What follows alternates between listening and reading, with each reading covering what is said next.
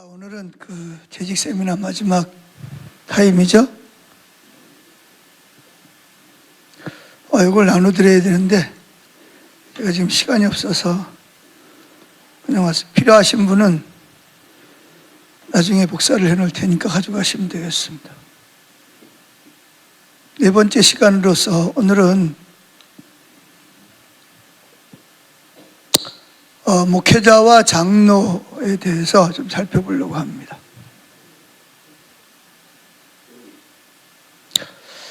먼저 그 장로에 대해서 좀 살펴보려고 하는데, 장로는 그 히브리어로 자켄이라고 합니다. 자켄. 자켄이라는 말은 긴 수염을 가진 자라. 수염을 가진 자는 어떤 사람이 수염을 가졌죠? 나이가 드는 사람. 그래서 긴 장자, 늙을 노자. 원래 의미가 뭐예요? 나이 많은 사람. 그래서 수염은 나이가 많은 사람을 의미하는 거죠. 그래서 히브리어로 자켄 이렇게 말합니다. 그래서 구약 시대에는 출애굽기 3장 16절 한번 찾아보세요. 구약에서 장로라는 말이 나오는데, 창세기에는 주로 이제 장로라는 말보다는 족장이라는 말이 나옵니다. 족장.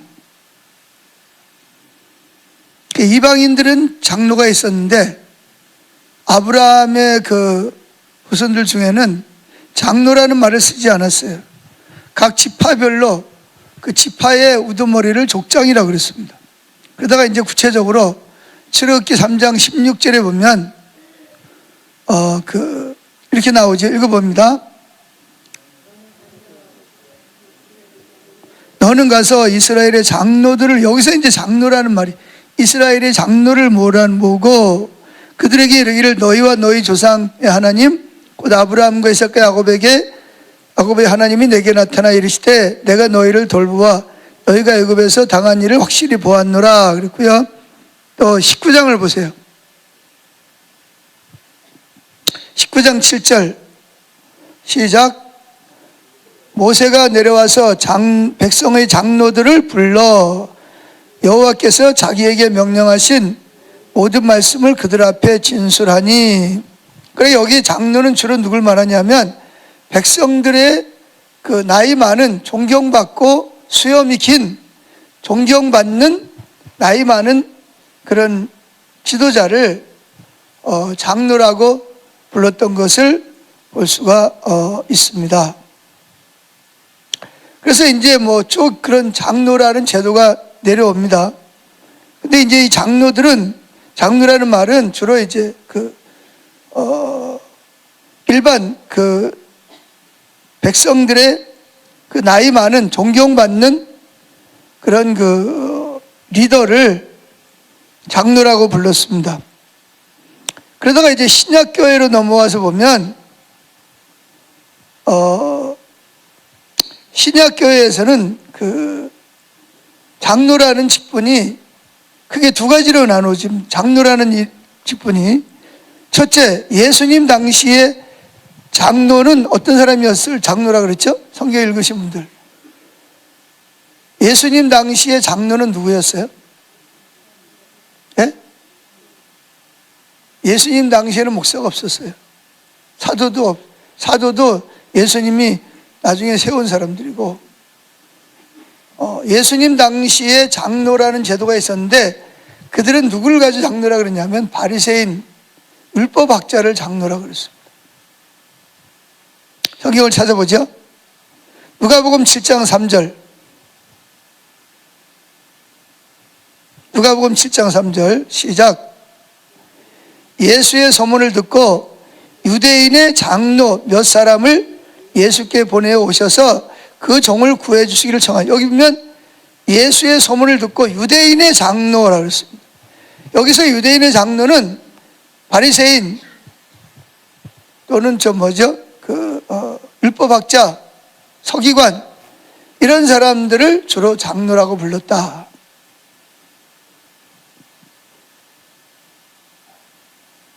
그러니까 우리가 생각하는 장로하고는 좀 다른 거예요.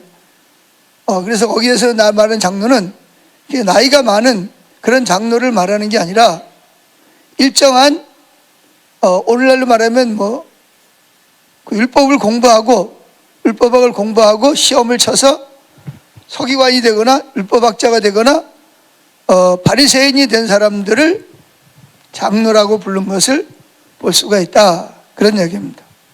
자, 누가복음 20장 1절을 보죠. 누가복음 20장 1절 시작.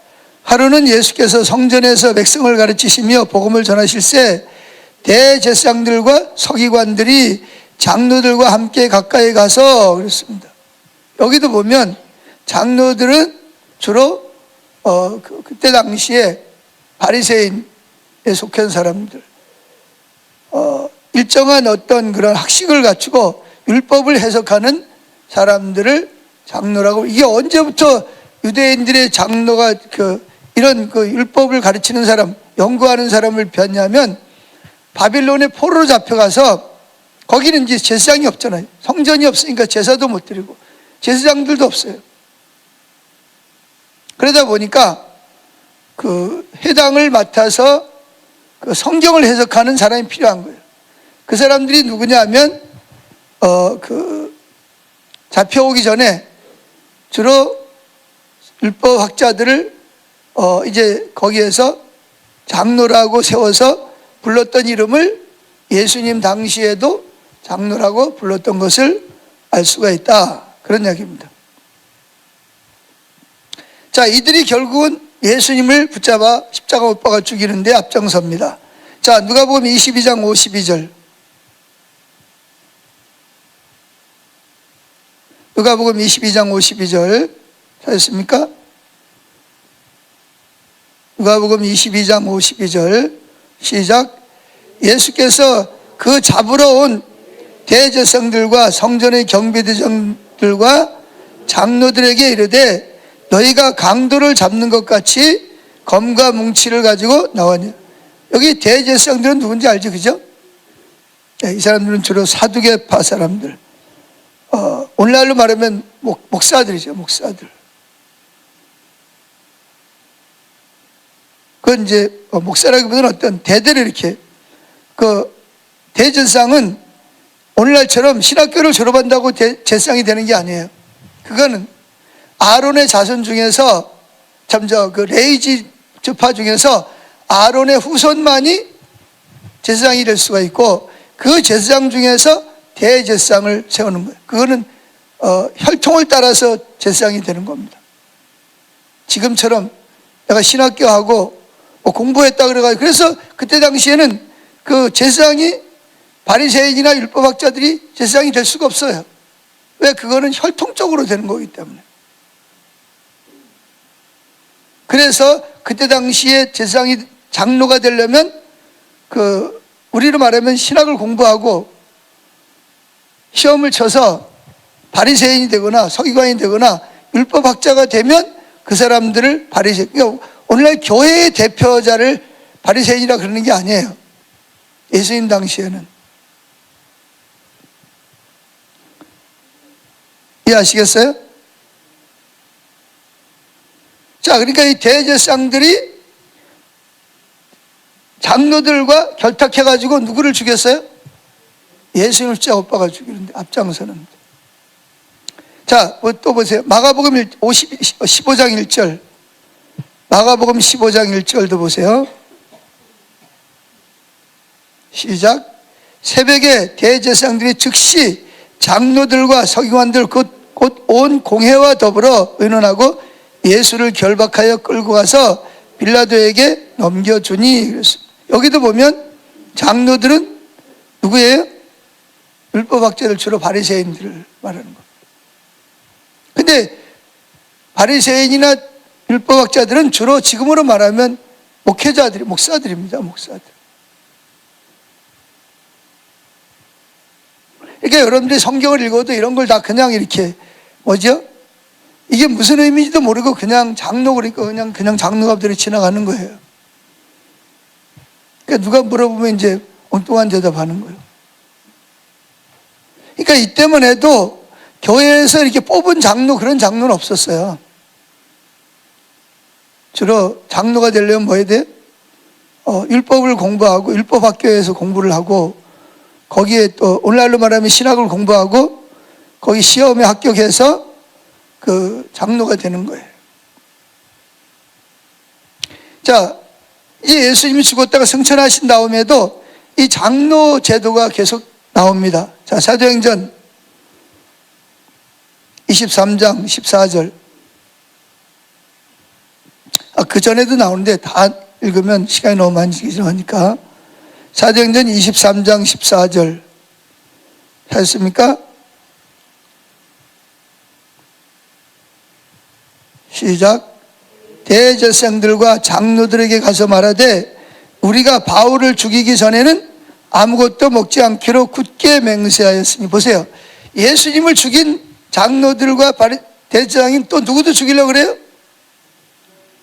사도 바울도 사도들을 죽이려고 그러고, 이 앞에 보면 사도들을 핍박한 사람이 누구냐 하면 장로들입니다. 그러니까 여기서 말하는 장로는 교회에서 뽑은 장로가 아니고 그때 당시에 목회자들을 말하는 거예요. 목사들을 말하는 거예요. 이들이 앞장서 가지고 대제사장들과 함께 뭐예요?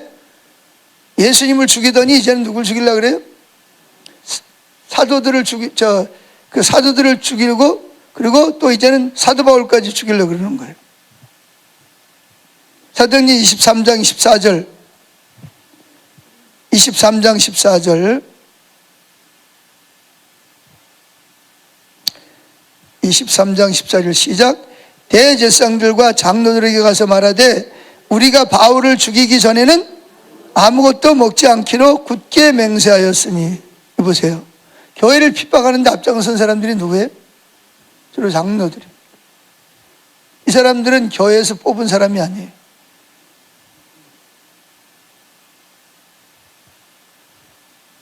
자, 그 다음에 24장 1절 24장 1절 시작. 닷새 후에 대제사장 아나니아가 어떤 장로들과 한 변호사 더들로와 함께 내려가서 총독 앞에서 바울을 고백하니라. 25장 15절 25장 15절 시작. 내가 예루살렘에 있을 때에 유대인의 대제사장들과 장로들이 그를 고소하여 정죄하기를 청하기에. 다 뭐죠? 여기 나오는 장로들은 다 뭐예요? 다 오늘날 교회에서 말하는 그런 장로가 아니에요. 자, 그러면 초대교회의 장로들은 어떤 사람이었는가? 초대교회도 이제 장로라는 말이 나옵니다. 사도행전 11장 30절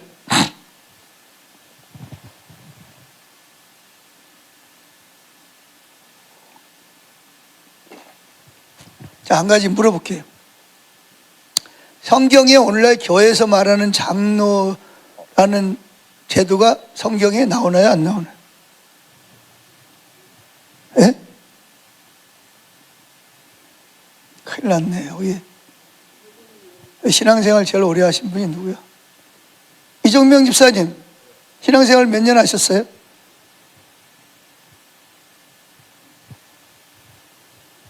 그러니까 이게 교회에서 이게 재직 교육을 안 시켰다는 거예요, 이게.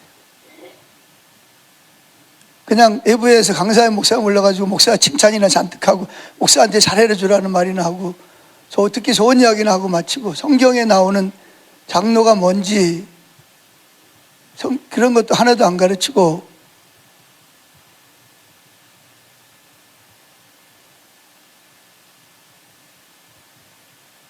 자, 초대교회에서 장로라는 말이 뭘 의미하는지 봅시다. 사도행전 11장 30절 시작. 그리고 그들은, 제가 쉬운 성경을 아닌데 맞아, 헌금을 모아 자기들이 거둔 구제금을 누구에게? 바나바와 사울 편으로 어디로 보냈더라? 예루살렘 교회 장로들에게 보냈다. 여기 장로가 나옵니다. 여기 장로는 누구예요?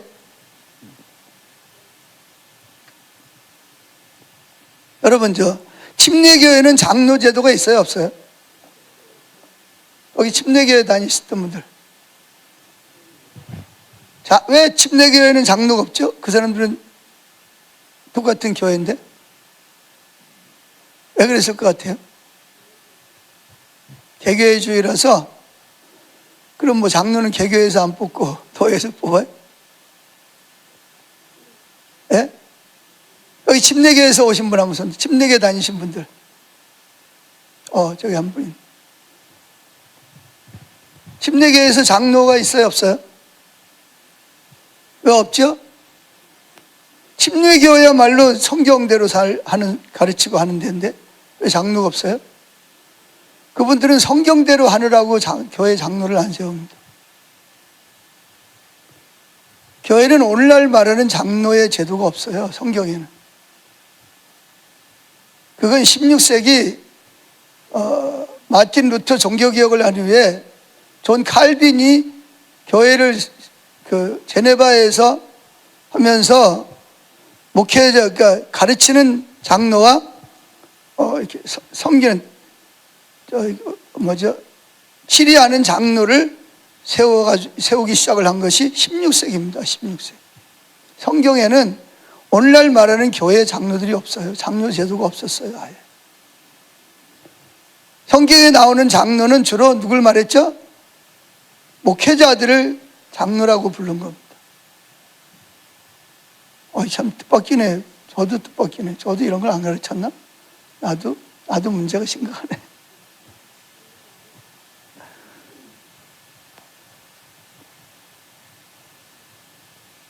다른 분만 안 그런 줄 알았더니 저도 마찬가지네.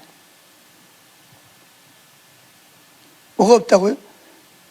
성경에는 오늘날 말하는 교인들이 뽑은 장로는 없어요. 장로 제도 자체가 없어요. 그래서 침례교는 성경대로 한다 그래서 뭘 안 세운다? 장로를 안 세우고 누굴 세우죠?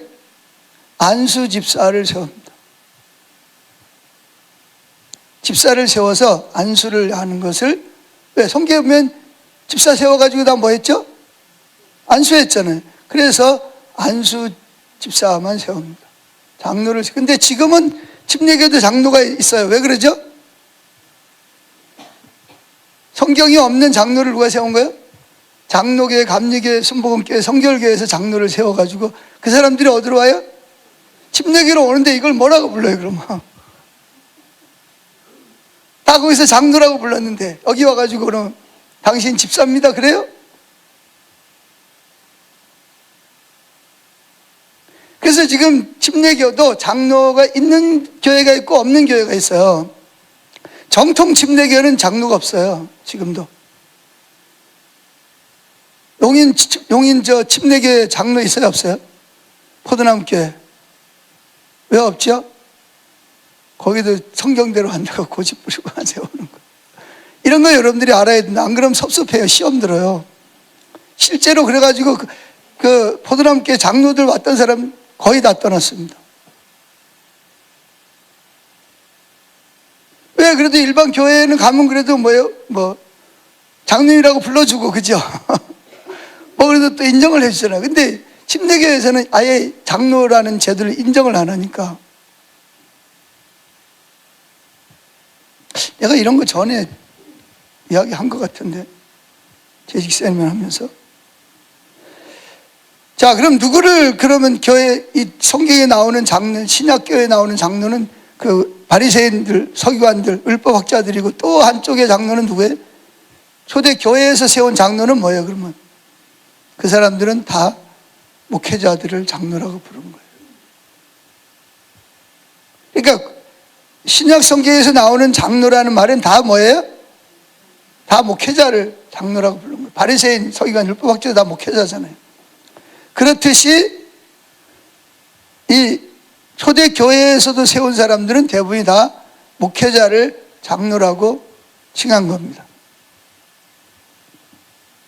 자, 사도행전 14장 23절 봅시다.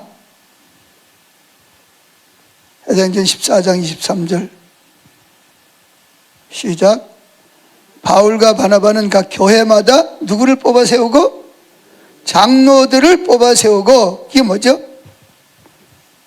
교회마다 장로들을 뽑아. 그러니까 한 명이 아니라 그 한 명을 그러니까 담임 목사를 세우고 여러 명의 그 담임 목사를 보조할 수 있는 목회자들을 뽑아 세운 거예요. 그리고 그들을 위해 금식 기도 드린 후 그들이 지켜 보여달라고 그러고 주님께 부탁하였다. 자, 사도행전 15장 6절을 봅시다.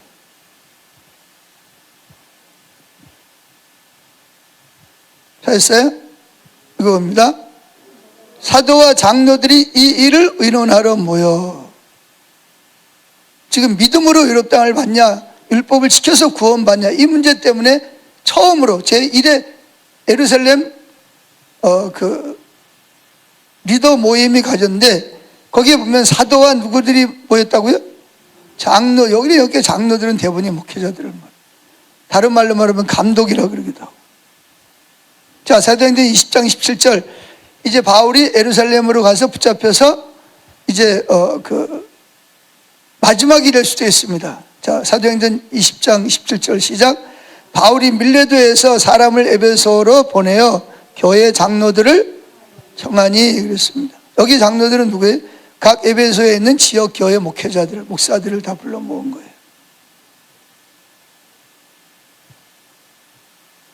사도행전 14장 23절 시작. 각 교회 장로들을 택하고 금식하며 그들이 믿는 주께 그들을 의탁하고 그랬습니다. 자, 에베소서 한번 찾아보세요. 에베소서에 뭐가 나오죠? 목사라는 말이 나옵니다. 장로라는 말에서 이제 목사라는 말이 나옵니다.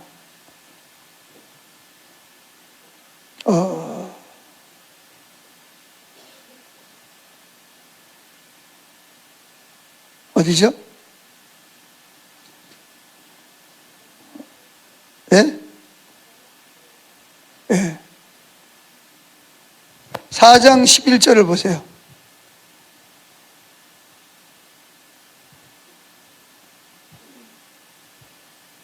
읽어볼까요?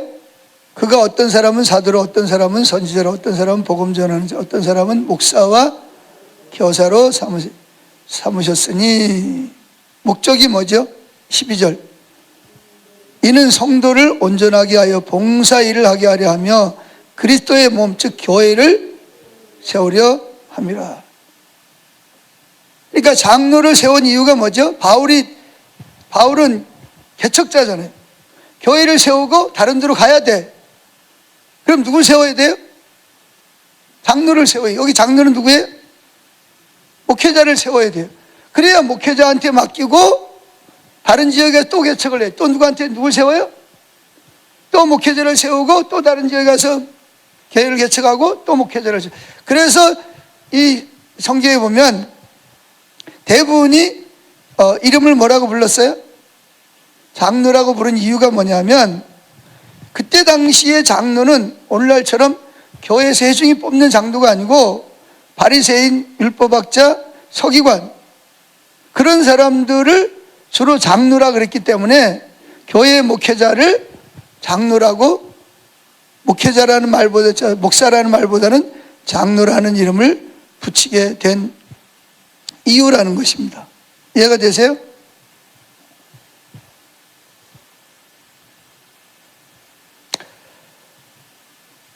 자, 그래서 여기 보세요. 디모데전서 4장 14절. 디모데전서 4장 14절.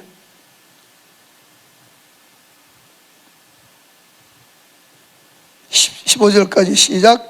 내 속에 있는 은사 곧 장로회의에서 안수받을 때에 예언을 통하여 받은 것을 가볍게 여기지 말며. 어디에서 안수받을 때? 장로가 어떻게 안수를 해요? 그러니까 여기서 말하는 장로는, 장로회는 오늘날로 말하면 노회, 이런 걸 말하는 거예요. 거기에서 안수받을 때, 지금 누굴 말하는 거예요? 디모데가 목사거든요. 근데 디모데를 장로라고 불러요. 장로회에서 안수받을 때 받은 예언을 기억하라, 이렇게 말하고 있는 거예요. 디모데서 5장 17절.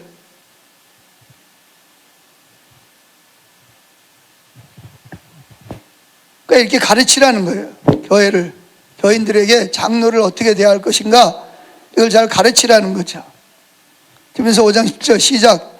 잘 다스리는 장로들은 배나 존경할 자로 알되 말씀과 가르침에 수고하는 이들에게 더욱 그러할 것이니라. 성경에 일렀을 때 곡식을 밟아 떠는 소의 입에 망을 씌우지 말라. 이게 구약 성경에 말하는 거예요. 씌우지 말라 하였고 또 일꾼이 그 삭슬을 받는 것이 마땅하다 하였느니라. 19절 장로에 대한 고발은 두세 증인이 없으면 받지 말 것이요 범죄한 자들을 모든 사람 앞에서 꾸짖어 나머지 사람들로 두렵게 하라. 이렇게 말하고 있습니다.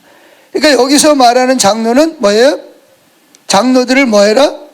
배로 존경할 자로 알되 말씀과 가르치는 수고하는 이들에게 더욱 그리할지니라. 다른 말로 말하면 교회마다 담임 목사들이 있고 부교역자들이 있다는 거죠. 그들에 대해서 배나 존경할 자로 알고 그렇게 하라는 거죠. 존경할. 그래서 이 목회자들이 목회를 하면서 억지로 하지 않고 어떻게 하라? 기쁨으로 할 수 있도록 하라. 그래서 18절 성경이 읽었을 때 곡식을, 여기 성경은 구약 성경이에요. 곡식을 밟아 떠는 소의 입에 망을 씌우지 말라 하셨고 또 일꾼이 그 삭슬을 받는 것이 마땅하다. 이게 무슨 말이죠? 목회자를 뭐해라? 목회에 전념할 수 있도록 뭐해라? 생활을 책임져 주라는 겁니다. 교회가. 여기도 보면 장로에 대한 말이라. 그러면서 장로, 즉 목회자에 대한 고발, 원래도 뭐 목회자에 대한 뭐 이런 얘기 저런 얘기 많잖아, 그죠? 그래서 어떤 잘못이 있어서 그 사람을 고발하려면 어떻게 하라고요? 적어도 2명에서 3명의 증인을 찾아서 증인이 확실하게 있으면 고발을 하고 증인이 없으면 뭐 하지 말라? 고발하지 말라는 겁니다. 자, 야고보서 5장 14절 또 보죠. 시작. 너희 중에 야고보서 5장 14절 너희 중에 병든 자가 있느냐? 그는 교회의 장로들을 정할 것이요 그들은 주의 이름으로 기름을 바르며 그를 위하여. 여기 장로는 또 누구예요? 목회자들을. 병든 자가 있으면 교회 장로들을 집으로 초청해서 기도를 받으라는 거예요. 그들은 주의 이름으로 기름을 바르며 장로들은 그를 위하여 기도할지니라. 믿음의 기도는 병든 자를 구원하리니 주께서 그를 일으키시리라. 혹시 죄를 범하였을지라도 사하심을 받으리라. 근데 이게 또 보면 사도들도 장로라 그랬어요. 요한 2서 1장 1절. 요한 2서는 1장밖에 없습니다. 자, 요한 2서 1장 1절 찾았습니까? 요한 2서는 누가 쓴 거죠? 사도 요한이 쓴 거죠. 요한 1, 2, 3, 4 요한복음 다 누가 썼어요? 사도 요한이 쓴 거예요. 요한계시록도 요한이 썼고. 근데 요한은 여기서 자기를 뭐라고 불러요? 장로인 나는 택하심을 받은 부녀와 그 자녀들에게 편지하노니 내가 참으로 사랑하는 자여 나뿐 아니라 진리를 아는 모든 자도 그래야 하는 것은, 여기 사도를 자기를 뭐라고 부르고 있어요? 장로라고 부르고 있어요. 요한 3서 1장 1절에도 자기를 장로라고 부르고 있습니다. 이거 봅시다. 시작. 장로인 나는, 자기가 누구예요? 사도인데 사도를 자기를 뭐라고 불러요? 장로라고 불러요. 그러니까 이때 당시에 장로라는 의미가 누구를 의미하는지를 시대적 배경을 잘 설명해 주고 있는 거예요. 이때는 아직 교회에서 평신도들 중에서 이렇게 대표를 뽑아가 장로를 한 그런 제도가 없었어요. 그렇기 때문에 장로 그러면 어느 교회 장로? 이렇게 물은 거예요. 그러니까 사도들도 자기도 장로라고 스스로를 그렇게 말하는 거예요. 베드로도 자기를 장로라고 말하고 있어요. 자, 베드로전서 5장 1절을 봅시다.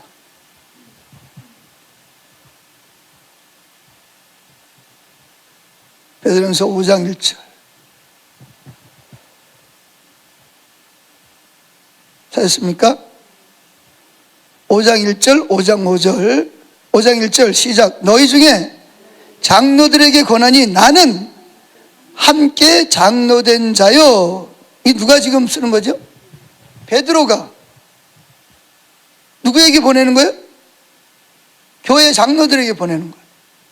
여기 교회 장로는 누구? 목회자들에게. 나도 장로다. 내가 여러분에게 권면합니다. 장로인 여러분에게 권면합니다. 그렇게 말합니다. 그래서 너희 중에 장로들에게 권하노니, 즉 목회자들에게, 목사들에게 권하노니, 나는 함께 장로된 자여 그리스도의 고난의 증인이여 나타날 영광에 참여할 자니라. 5장 5절을 봅시다.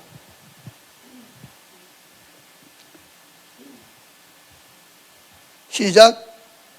젊은 자들아, 이와 같이 장로들에게 순종하고 다 서로 겸손으로 허리를 동이라. 하나님은 겸하는 자를 대적하실 때 겸손한 자들에게 은혜를 대적하시라. 그러니까 교회에서 장로들을 대적하고 하지 말라는 거예요. 교만하다는 거예요. 그렇게 하는 것은.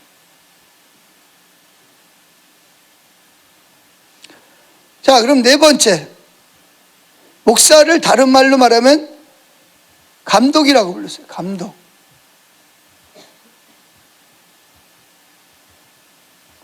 감독은 에피스코페 이렇게 말하죠. 목회자라는 뜻인데, 자, 읽어봅시다. 디모데전서 3장 1절.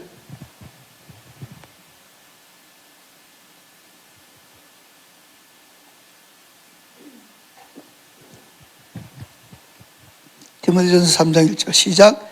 미쁘다 이 말이요 그 사람이 감독의 직분을 얻으려 함은 선한 일을 사모하는 것이로다. 그러면서 감독의, 즉 목회자의 자격을, 어떤 사람이 목회자를 자격이 있는가?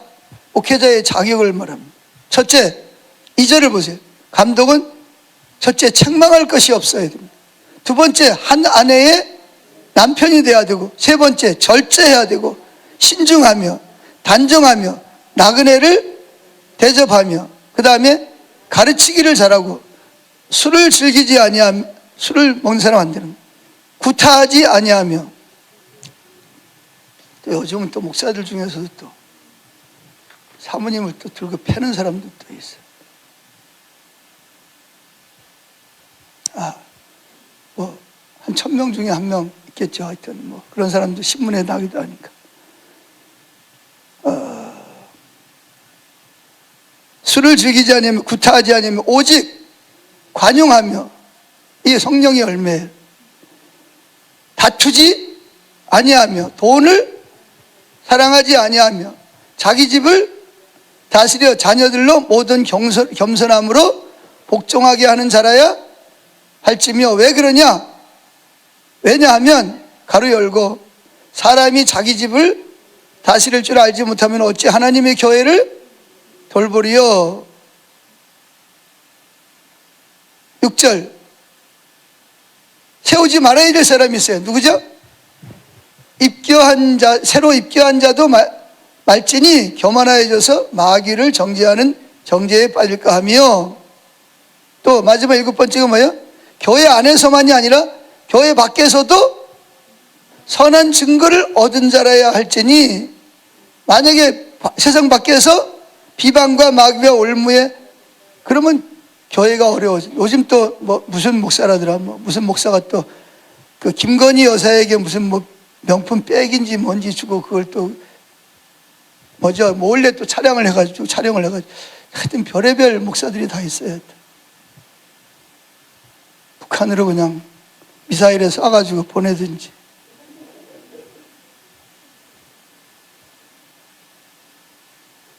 참 별의별 목사들이 참 다 있어. 참 진짜로.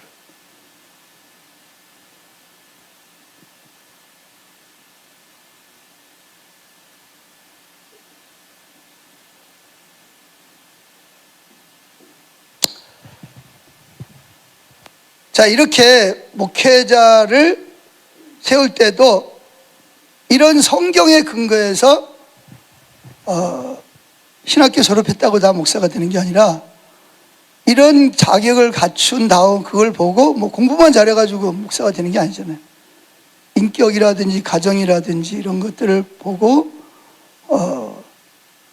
목사를 세우라는 거죠. 자, 그러면 다섯 번째, 성경에는 없지만 16세기 들어서 종교개혁자들에 의해서 목회자를 도와서, 목회자는 교회 전체를 대표하지만 교인들을 대표해서 목회자와 함께 목회를 돕는 그런 장로 제도가 필요하다. 이게 이제 칼빈이 주로 주장한 내용입니다. 그래서 뭘 세웠어요? 장로, 평신도들 중에서 대표로 장로를 세우기. 그래서 무슨 교회라 그래요? 그래서 장로교라 그러는 거예요. 그러니까 교회 안에 장로가 둘이야. 무슨 장로? 목사 장로와 평신도 장로가 있는 거예요. 이해하시겠어요? 그러니까 이거 모른다고 천국 가는데 전혀 지장 없어요. 그런데 성경에 나와 있는 거니까 뭐 해야 돼? 그래도 알아. 저거 재직이라면 애들이 아빠 장로가 뭐예요? 그럼 뭐 엄마 장로가 뭐예요? 이러면 뭐 설명을 해줘야 될 거 아니에요. 가르쳐 줘야 될 거 아니에요. 아니면 누가 와가지고 장로님이 뭐 하는 사람이요? 그래, 이게 뭐 성경에 따라서 이걸 설명을 해줘야 되잖아. 그냥 장로는 그냥 장로인 줄 알아, 임마. 뭘 물어봐, 임마. 그러면 안 되고, 그러려면 뭐 해야 되냐? 배워야 됩니다. 다섯 번째, 그럼 신약교회에서의 장로. 신약이 아니라 요즘 16세기 이상 들어서 장로. 이 헌법에 나와 있는 겁니다. 헌법에. 장로님들이 이거 헌법, 이거 시험에 합격하려면 이거 다 배워야, 암송해야 됩니다. 자, 장로의 직무. 첫째, 신자의 대표자로서, 그러니까 성도들이 뽑은 대표자로서 목사는 하나님이 불러서 노예가 안수를 해서 세우는 거고, 그래서 목사는 노예 소속입니다. 노예 소속. 그래서 목사는 이 교회를 떠나서 다른 교회를 가도 목사, 외국을 가도 목사예요. 근데 장로나 집사나 권사나 서리집사는 이 교회를 떠나면 더 이상 사실은 장로도 아니고 집사도 아니고 권사도 아니에요. 왜? 그 개교회에서 뽑은 사람이기 때문에 그 개교회를 떠나면 직분이 없어지는 거예요. 그 교회에서 다시 섬기면서 성도들의 신임을 받아서 다시 장로가 되고 안수집사가 되고 권사가 되고 해야 됩니다. 근데 이제 예의상 다른 교회에서 그래도 열심히 섬기다가 왔다. 뭐 장로로 열심히 섬겨. 근데 그분을 갖다가 또 그냥 성도님 그럴 수는 없잖아. 그죠? 그래서 예우상 뭐라 그래요? 협동장로라고 부르는 거예요. 예우를 해주는 거예요. 우리 교회는 아니지만 똑같은 하나님의 교회에서 열심히 봉사하다가 왔으니까 그것을 이렇게 예의상 예우를 해주자. 그래서 성경에는 없어요. 그것도 예의상 뭐예요? 협동장로 그냥 또는 장로 이렇게 장로님 이렇게 불러주는 거죠. 자, 이해하시겠어요? 그러니까 여러분들이 장로님이나 권사님이나 안수집사님들은 뭐 서리집사는 당연하고 영광교회에서 임직을 해서 다른 교회 가면 당연히 뭘로 알고 가야 돼요? 직분이 없는 자로 그냥 알고 가야 됩니다. 거기서 왜 나 왜 안 세워줘? 그럼 그건 여러분 잘못 알고 있는 거예요. 이해하시죠? 두 번째, 목회자를 도와 교회의 영적 관계를 살피는 일. 좀 너무 추상적이죠. 영적 관계를 어떻게 살피는 거예요? 하여튼 이렇게 헌법에 나와 있어요. 어디 나와 있다고요? 그 목사님들이 모여서 만든 헌법에 그렇게, 우리나라 헌법에, 장로교 헌법에 나와 있어요. 그렇게. 세 번째, 목회자를 도와 신자를 신방하여 위로하고 교훈하는 일. 뭐 한다고요? 신자를 신방하고 위로하고 교훈하는 일 하는 거예요. 그러니까 장로님들이 이 일을 안 하니까 누가 하냐? 신방 전사님들이 하는 거예요. 원래 장로님들이 하게 되는 거예요. 직장 생활을 해야 되니까. 네 번째, 목회자를 도와 신자들이 결의를 오해하거나 도덕적으로 부패하지 않도록 권면하는 일. 누가 아무개 집사가 술 먹고 깽판 부렸다더라. 그럼 어떻게 해야 돼요? 장로님들이 쫓아가서 야단치는 거예요. 이거 당신 지금 이러면 잘못됐다고 혼내고 바로잡아주고 해야 되는 일을 장로님들이 해야 되는 거예요. 그러니까 다른 분들은 장로님들이 하는 말을 뭐 해야 돼요? 귀담아 듣고 순종해야 됩니다.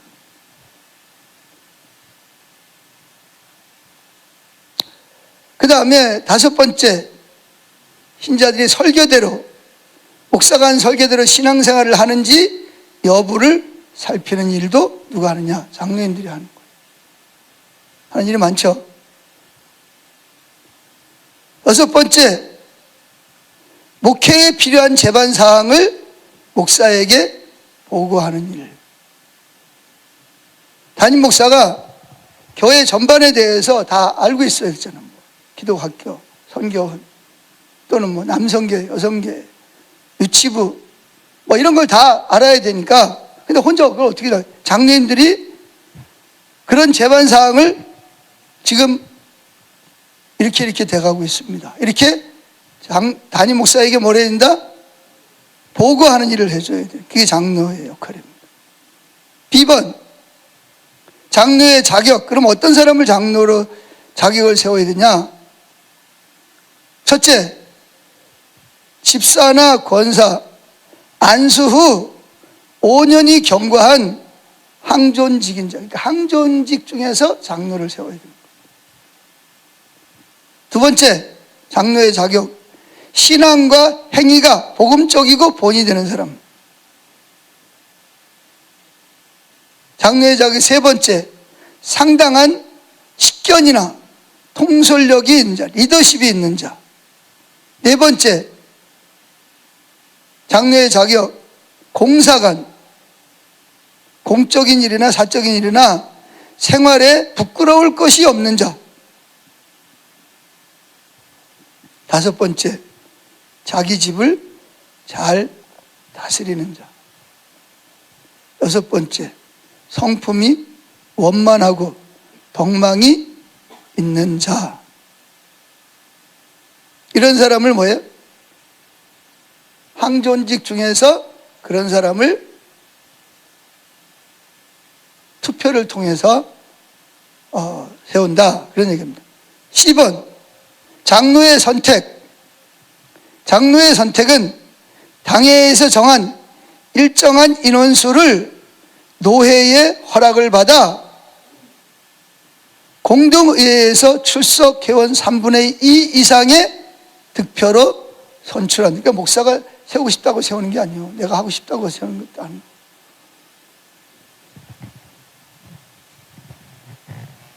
누가 세운다고요? 하나님이 교회 성도들의 마음을 움직여서 3분의 2 이상의 이분은 정말 우리 교회 장로님으로 위에 있는 이런 거를 다 잘 이렇게 갖춰 있고 목회자를 잘 도와서 교회를 잘 이렇게 섬길 수 있는 분입니다. 그걸 교인들이 3분의 2가 찬성을 해줘야 된다는, 득표를 받아야 된다는 거죠. D번, 장로의 임직. 교회에서 장로로 피선된 후 6개월 이상 당회 아래에서 지도를 받고, 당회 아래에서 6개월 이상 지도를 받는 거예요. 장로가 뭔지, 장로하면 어떻게 해야 되는지 교육을 받고, 그 다음에 뭐예요? 노예고시에 합격하여야 하며, 노예에서 또 시험을, 이분이 진짜 장로로서 그런 식견을 가지고 있고 성경적인 어떤 그런 걸 알고 있는지 합격해야 하며, 표준 예식서에 의한 서약, 내가 이렇게 서약을 하면 이렇게 하겠습니다 한 후 지교회에서 장로 안수로 임직하여 공포한다. 그래서 우리 교회에서도 그 장로 이렇게 투표를 통해서 되면 제가 제일 먼저 하는 일이 뭐냐, 가족들에게 물어봅니다. 당신의 남편을, 당신의 아버지를 영광교회 장로로 세우려고 하는데 어떻게 생각하냐, 동의하냐. 그리고 당신이 만약에 당신 아버지가, 남편이 장로로 세움을 받으면 당신이 아버지를 도와서 아버지가 장로 역할을 감당할 수 있도록 협력할 거냐 안 할 거냐 다짐을 받고 합니다. 근데 말은 예 해놓고 교회도 안 나오고 협력도 안 하고, 그러면 어떻게 되겠어요?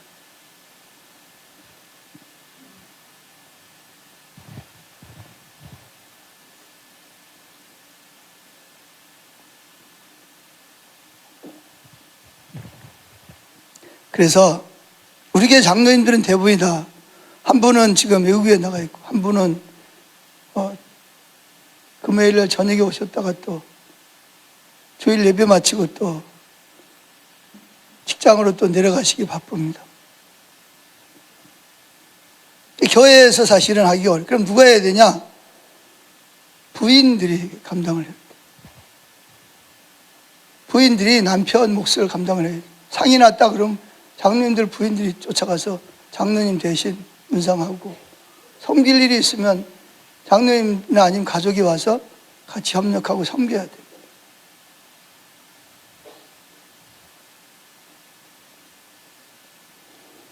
그런데 얘 해서 임직했는데 교회 봉사도 안 하고 섬기지도 않고, 그러면 어떻게 되겠어요? 그럼 아예 처음부터 난 못해요.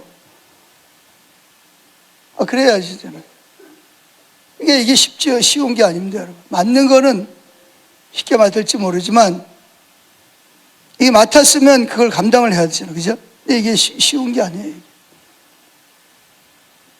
가족들도 다 마찬가지고.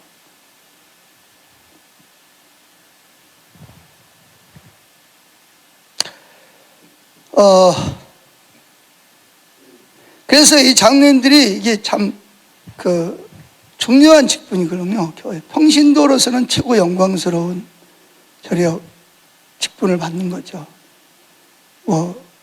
누가 그러더라고, 가문의 영광이라고. 영적으로 보면은 그렇죠. 정말 가문의 영광. 평신도로서 하나님 앞에서 교회에서 받을 수 있는 직분 중에 가장 영광스러운 직분이니까 중요한 거죠. 근데 이제 그것도 중요하지만 더 중요한 거는 이제 하나님 앞에 섰을 때 어떻게 이제 그걸 감당하고 잘 왔느냐. 그게 이제 중요한 거예요. 요한계시록에도 보면 장로라는 말이 나옵니다. 근데 거기 나오는 장로는 대부분이 다, 성경에서 말하는 장로는 대부분이 누굴 말한다? 목회자들을 주로 대부분이 다 장로라고 말한다. 요한계시록에 나오는 장로도 마찬가지고.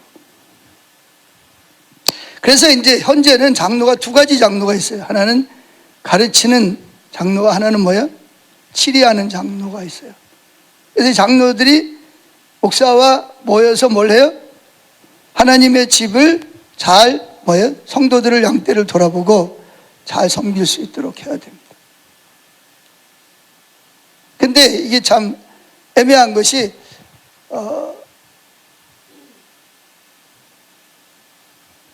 이 장로님들이 되면 이게 잘못된 생각을 하는 게 뭐냐면, 장로가 되면 교회 주인이 되는 거예요. 자기가 교회 주인이고 목사는 월급쟁이처럼 이렇게 취급하는 경우가 있어요. 그러라고 장로를 세운 건 아닌데, 평신도를 대표해서 담임 목사와 함께 담임 목사를 협력해 도와서 잘 교회를, 담임 목사가 목회를 잘 하도록 도와주라고 섬긴 건데, 세운 건데, 이게 장로님이 되면 제일 먼저 하는 게 목사 태클 거는 거예요. 목사가 뭐 이렇게 기도하고 뭐 하겠다 그러면 안 돼. 하지 마세요.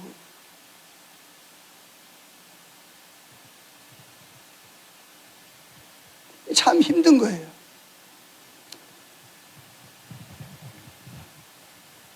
아무리 장로님이 열심히 해도 단임 장로님들은 대부분 직장 갖고 사업하잖아요. 그죠? 교회에 대해 가장 잘하는 분이 누구예요? 목사잖아요. 그래서 장로님보다도 실제로 양들을 사랑하고 헌신하는 사람은 사실은 목사죠. 물론 그렇지 않은 목사들도 있어요. 그러나 대부분은, 제가 아는 목사님들은 대부분이 다 정말 양들을 위해서 모든 걸 희생하고 헌신하는 사람들이죠, 목사들이. 근데 장로님들이 한쪽에 누가 막 교회 불평하는 말만 듣고 와가지고 목사한테, 목사님, 누가 말하는데 이렇게 말했습니다. 그러면 목사는 이제 뻥 뜨는 거예요. 그래서 아까 뭐랬어요? 장로를 고발하려면 뭐 해라? 2명에서 3명의 증인을 확보하고 다 확인한 다음에 그 다음에 고발을 해야든지 뭐라든지 해야 되는데, 누가 한 사람 뭐라 그런다 그래가지고 그 사람 말만 듣고 와가지고 목사한테 와가지고 태클 걸고, 그러면요 그 목사가 장로하고 싸울 수도 없고 말이죠. 교회에서 제일 약한 사람이 누구예요? 목사잖아요. 마음에 안 들면 목사가 쫓아내고, 이게 현실이란 말이에요.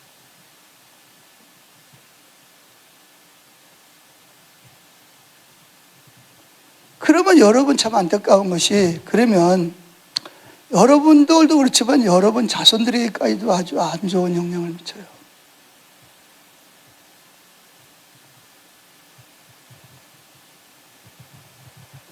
물론 목사가 다 몰라가지고 아까 이야기했잖아요. 그런 일이 있으면 목사한테 보고해야 되잖아요, 그죠? 이게 보고하는 게 아니라 뭐냐면 태클 거는 거예요. 내가 장로가 주인이고 당신은 뭐예요?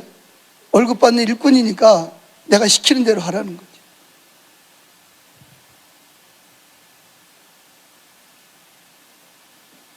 그런 목사들도 힘이 쫙 빠져버립니다. 내가 굳이 이렇게 애쓰고 수고할 필요 뭐가 있어. 그냥 슬렁슬렁 그냥 대충 하는 대로 하면 되지 뭐. 하나님이 주인인데 교회 장로가 되면 장로가 주인이라고 생각하는 거예요. 목사는 월급자이고. 그럼 목사도 뭐예요?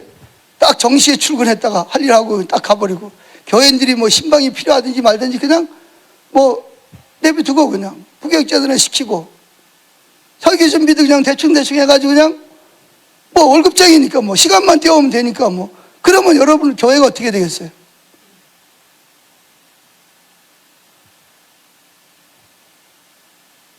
그래야 누가 그랬다 그러잖아요. 하도 장로님이 괴롭혀가지고 목사님이 어디 해외 나가면서 장로님 수요일 날 설교 좀 하시죠. 그랬더니 장로님 신나가지고 그래요? 하지요? 그래가지고 했어요. 갔다 왔어요. 그랬더니 그냥 풀이 푹 쪄가지고 뭐라 그래요? 장로님 수고하셨습니다. 잘하셨어요. 그랬더니 목사님, 이제 앞으로 저보고 설교하는 소리 하지 마세요.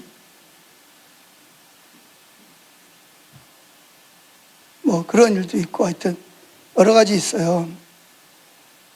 이런 이야기는 사실은 내가 하는 게 아니고 다른 교회에서 목사 불러다가 이런 이야기 하라 그래야 되는데, 그거보다는 차라리 내가 하는 게 낫지. 제가 앞으로 목회를 하면 얼마나 더 하겠어요. 새로 목사님 모셔다 놓고 그러면 교회가 어떻게 되겠어요? 그거보다 여러분 하나님 앞에서 어떻게 하려고 그래요?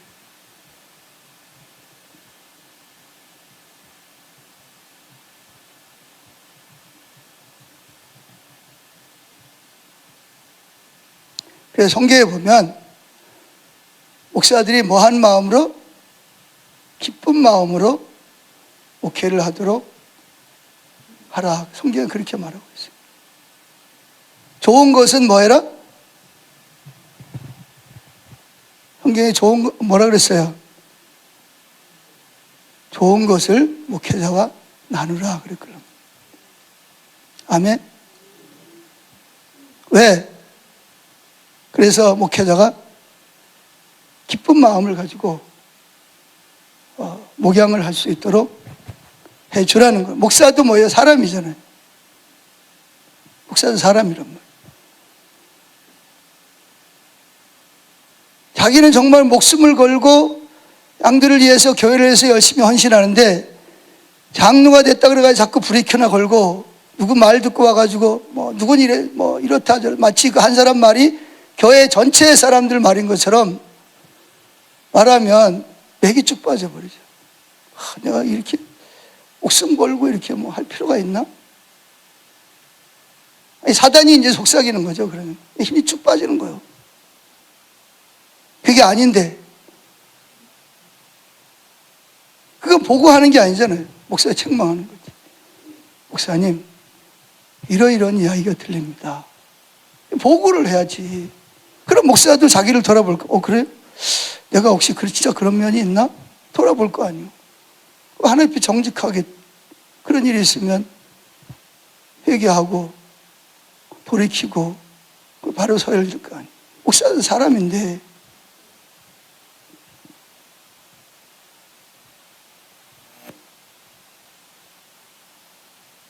그렇게 하세요. 뭐 제가 보기에는 저한테는 정말 잘합니다, 여러분. 잘해요. 근데 문제는 이제 제가 물러났다. 새로 목사가 왔다. 근데 이제 어떻게 보냐. 그분 잘 모르잖아요. 그리고 저는 이제 제가 교회에 개척을 했단 말이에요. 해가지고 33년 동안 목회를 했어요. 저는 여러분들은 저를 너무나 잘 알아. 오래도록 있어서. 근데 새로운 목사는 여러분 잘 모르잖아요. 그죠? 설교하는 게 마음에 안 들 수도 있고, 뭐 행정을 잘 못할 수도 있고, 그럼 그때 어떻게 할 거냐는 거예요.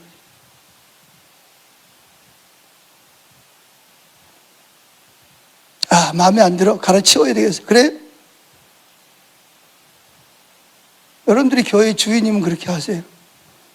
말로는 누가 주인이라고 하면서 누가 주인이에요? 하나님이 주인이라 그러면서 실제는 누가 주인 노릇하는 거예요? 내 마음에 안 들면 내 마음대로 하겠다는 거죠. 실제로 그런 교회 많습니다, 여러분. 우리 세목교 선교에서도 한 목사님은 3년마다 소위 말하면 쫓겨나가지고요. 갈 데가 없어가지고 왔다 갔다.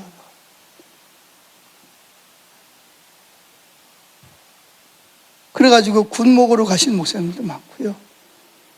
목사 안 하고 그 직장 잡고 일하는 사람도 많고요.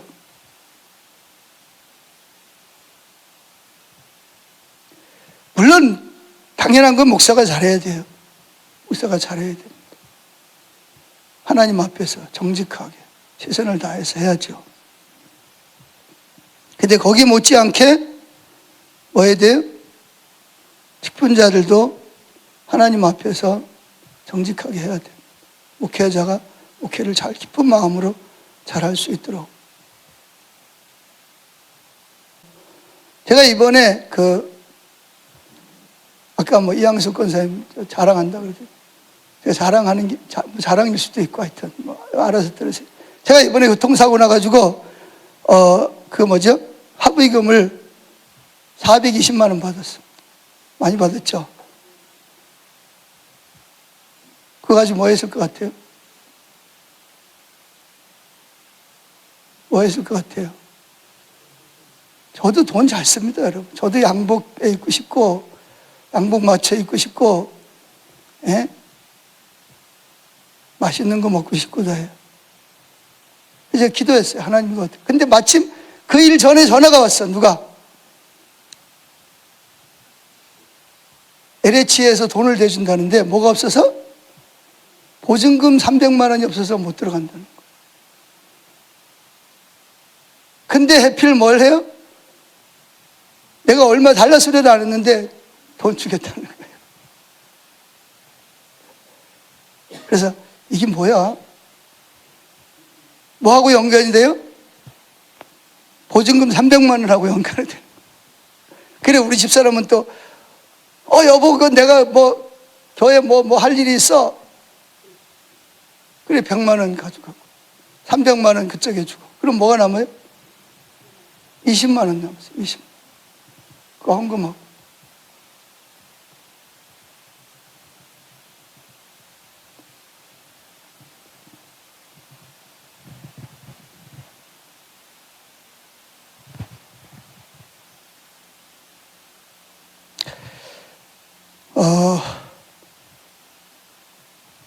제가 이제 아마 은퇴할 때가 다가오긴 다가오는 이런 소리 하는 거 보니까 지금까지 한 번도 이런 소리 해본 적이 없는데 이제 저도 이제 때가 되긴 된가 봐.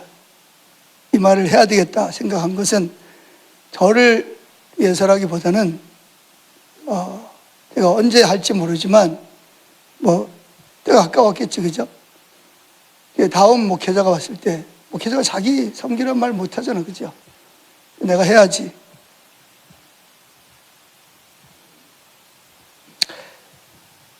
자, 성경에도 보면 이렇게 바리새인들 또 율법자들 참 사도들이나 목회자를 괴롭혔어요. 구약 성경에도 보면 괴롭힌 사람들이 있어요. 누구죠? 생각나는 사람? 고라와 다단입니다. 한번 성경 찾아보죠. 민수기 16장 1절.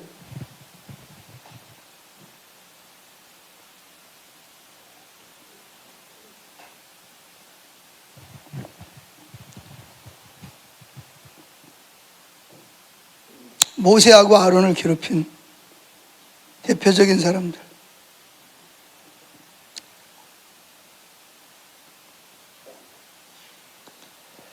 자, 이거 봅시다.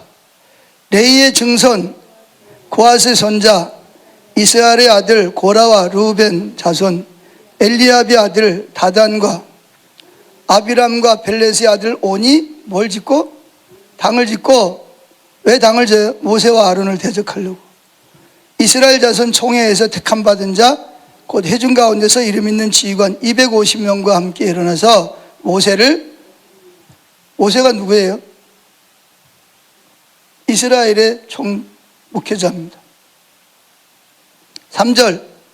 그들이 모여서 모세와 아론을 거슬러 그들에게 이르되 너희가 분수에 지나도다. 회중이 다 각각 거룩하고 여호와께서도 그들 중에 계시거늘 너희가 어찌하여 여호와의 총회에 의해 스스로 마음에 안 든다는 거죠. 그래서 뭐라는 거예요? 내려오라는 거예요. 그럼 내려오면 누가 거기 올라가겠다? 자기들이 모세와 아론의 자리에 올라가겠다는 거예요.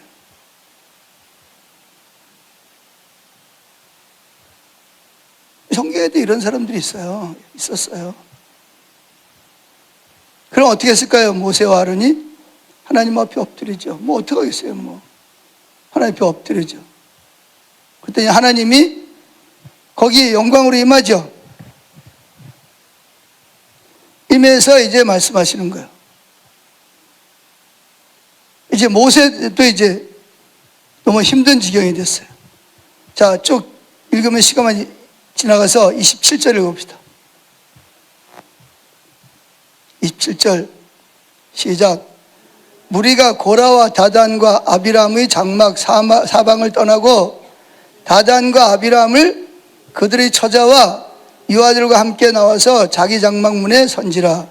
모세가 이르되 여호와께서 나를 보내사 이 모든 일을 행하게 하신 것이요 나의 임의로 함이 아닌 줄을 이 일로 말미암아 알리라. 곧 이 사람들의 죽음이 모든 사람에 같고 그들이 당하는 벌이 모든 사람이 당하는 벌과 같으면 여호와께서 나를 보내심이 아니거니와 만일 여호와께서 새 일을 행하사 땅이 입을 열어 이 사람들과 그들의 모든 소유물을 삼켜 산채로 스올에 빠지게 하시면 이 사람들이 과연 여호와를 멸시한 것인 줄로 너희가. 아니 지금 다단과 아비람이니까 250명을 선동해가지고 모세를 대적했는데 왜 하나님을 대적했다 그러죠? 예? 아니 이 사람들이 하나님 대적한 게 아니잖아요. 누구 대적하는 거예요? 누구 대적해요? 모세와 아론 대적하는데 왜 하나님을 멸시했다 그래요? 그 모세가 그 일을 하고 싶어서 하는 게 아니잖아요. 하나님이 세워서 하는 거지. 모세는 안 하려고 그런 거예요. 31절. 그래서 어떻게 됐어요? 그가 이 모든 말이 마치자마자 그들이 섰던 땅바닥이 갈라지니라. 32절. 땅이 그 입을 열어 그들과 그들의 집과 고라에게 속한 모든 사람과 그들의 재물을 삼키매 그들과 그의 모든 재물이 산채로 세월에 빠지며 땅이 그 위에 덮이니 그들이 회중 가운데서 망하니라. 결국은 어떻게 됐어요? 자기만 그런 게 아니고 자기 자식들까지도 자기 모든 재산까지도 다 뭐예요? 다 망하는 거예요. 이제 이런 말 하면 목사가 제 집들을 겁주려고 그런 이야기 한다. 이게 성경이지 겁주는 게 아니잖아요. 그럼 모세는 어떻게 됐어요? 교인들이 하도 뭐예요? 대적하고 그러니까 모세가 어떻게 했죠? 하나님이 물 달라고 그러니까, 백성들이 물 달라고 그러니까 모세가 하나님 앞에 엎드렸더니 하나님 뭐라 그러죠? 지팡이를 가지고 뭐라 그랬어요? 바위를 치라 그랬어요? 가르치라 그랬어요? 그냥 가르치고. 누가 물을 준다 그래라? 여호와께서 너에게 물을 준다 그래라 그랬더니 모세가 어떻게 했어요? 너무 그러니까 이 뭐죠? 온유한 모세가 그냥 완전히 햇도가 돌아버린 거예요. 너무 괴롭히니까. 그런데 그래도 뭘 해야 돼요? 절제를 해야 되는데 모세가 절제를 못한 거예요. 그래가지고 장로들 다 모아놓고 뭐 했어요? 지팡이를 가지고 바위를 패버렸죠. 너무 화가 나니까 그냥. 내가 너희에게 누가 물을 주랴? 지가 뭔데 지가 물을 줘요. 이 목회에도 이게 햇도가 돌면 인간적인 생각이 나오는 거예요. 그래가지고 어떻게 했어요? 반석을 지팡이로 그냥 패버린 거예요. 그냥 쳐버린 거예요. 지팡이 안 부러졌나 모르겠어요. 이게 때렸는데 이게 어떻게 안 부러졌는지. 그래가지고 어떻게 됐어요? 반석이 갈라지면서 물이 나와서 물을 마셨어요. 근데 물 다 마신 다음에 하나님이 음성이 들립니다. 모세 너 일로 잠깐 와라. 이제 모세도 정신 차린 거예요. 아차 싶은 거죠. 뭐라 그랬어요? 내가 언제 너보고 백성들 앞에서 내 영광을 드러내라 그랬지 네 절제를 못하고 혈기를 부리라 그랬냐. 그래가지고 뭐라 그래요? 너 가나안 땅에 들어가지 마. 끝났어. 모세가 지금 어디 가려고 여기까지 온 거예요? 나중에 이제 가나안 땅 앞에 들여놓고 하나님 모세가 하나님께 기도하죠. 하나님 좀 제발 좀 들어가게 해서 그랬더니 하나님 냉정합니다. 2번 다시 그런 기도하지 마. 모세는 그거 한 번 실수 때문에 어디 못 들어간 거예요? 가나안 땅에 못 들어간 거예요. 리더들일수록 이게 하나님 앞에서 그래서 야고보서에 뭐라 했어요? 뭐가 많이 되려고 하지 말라? 선생, 리더가 많이 되려고 하지 말라. 우리 리더들이 하나님 앞에서 뭘 받는다? 더 큰 심판을 받을 줄 알미니라.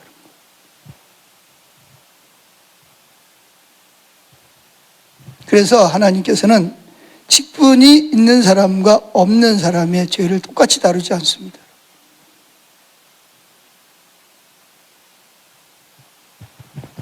그래서 목회자를 위해서 꼭 기도하세요.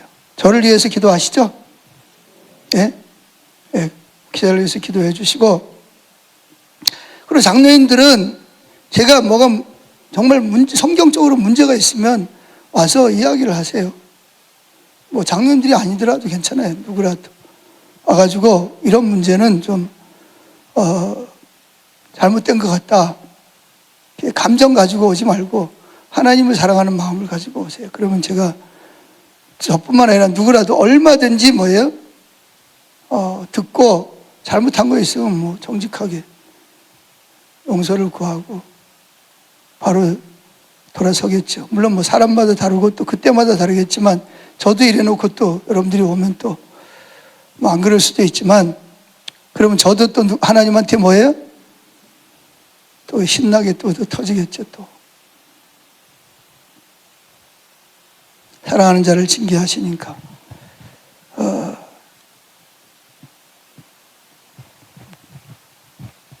자, 오늘은 제가 이 누구하고 누구에 대해서, 목사와 장로에 대해서 여러분들이 이걸 알아야 되니까 성경에 나와 있는 내용을 가지고 함께 살펴보았습니다. 자, 질문 있으세요 혹시? 질문?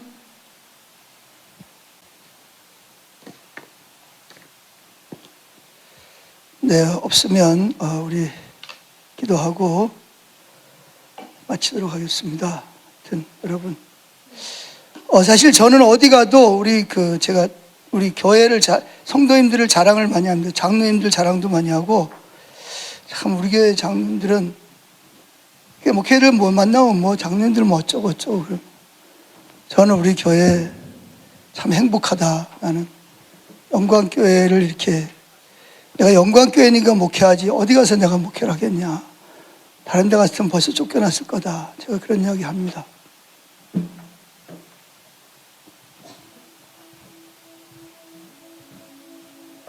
사실 저는 여러분들이 정말 감사한 마음을 가지고 있습니다.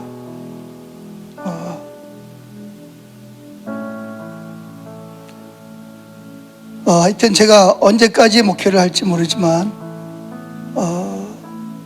계속 기도해 주시고,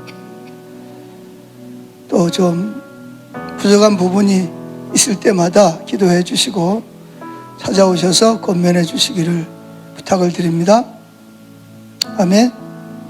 예. 그러면 우리 한번 같이 기도하죠.